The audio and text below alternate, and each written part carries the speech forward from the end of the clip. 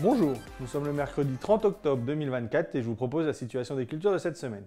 En ce qui concerne les colzas, ils poursuivent leur développement avec les températures plutôt douces. Donc là maintenant, même les parcelles les plus en retard ont atteint le stade 8 feuilles et les plus avancées dépassent le stade 10 feuilles.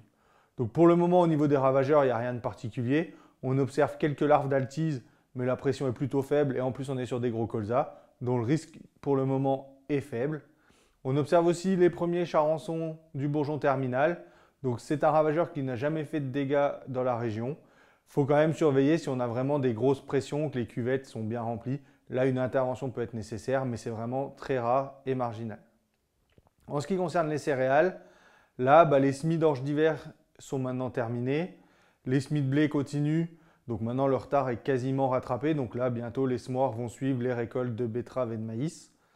Donc pour le moment, on fait du meilleur travail puisqu'on est sur des sols mieux ressuyés. Donc là, on fait vraiment du semis dans des bonnes conditions actuellement. Au niveau des variétés, là, on arrive à la fin de créneau pour les variétés qui sont vraiment tardives à montaison, comme LG Audace ou KWS Étoile. Donc là, c'est vraiment les derniers jours pour les semer. Et à contrario, à partir du 1er novembre, on va pouvoir semer les variétés qui sont précoces à montaison, comme Prestance, comme Celebrity ou comme Thermidor. Donc là, on est au début de leur bonne période. Au niveau des ravageurs, il faut surveiller les pucerons, puisque les premiers semis sont maintenant à 2 feuilles. Les semis du 15 octobre sont en train de lever, voire à 1 feuille pour les plus avancés. Donc là, dès la levée, il faut surveiller les pucerons, puisque la semaine dernière, avec des conditions douces et ensoleillées, on avait une grosse pression. Là, la pression diminue un peu parce qu'on a de l'humidité, mais il fait toujours doux, il n'y a pas de vent. Donc soyez vigilants.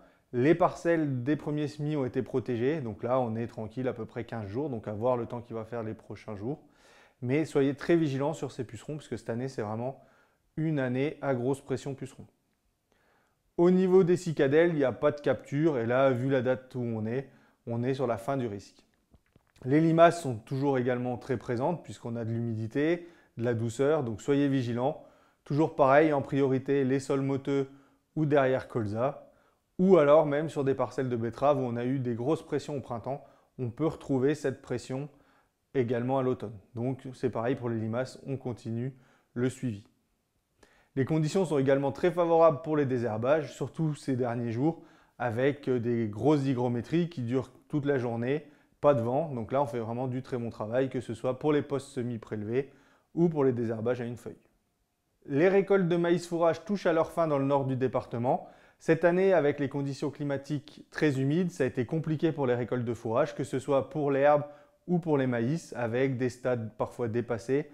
Donc on peut se poser la question de la valeur alimentaire de notre fourrage.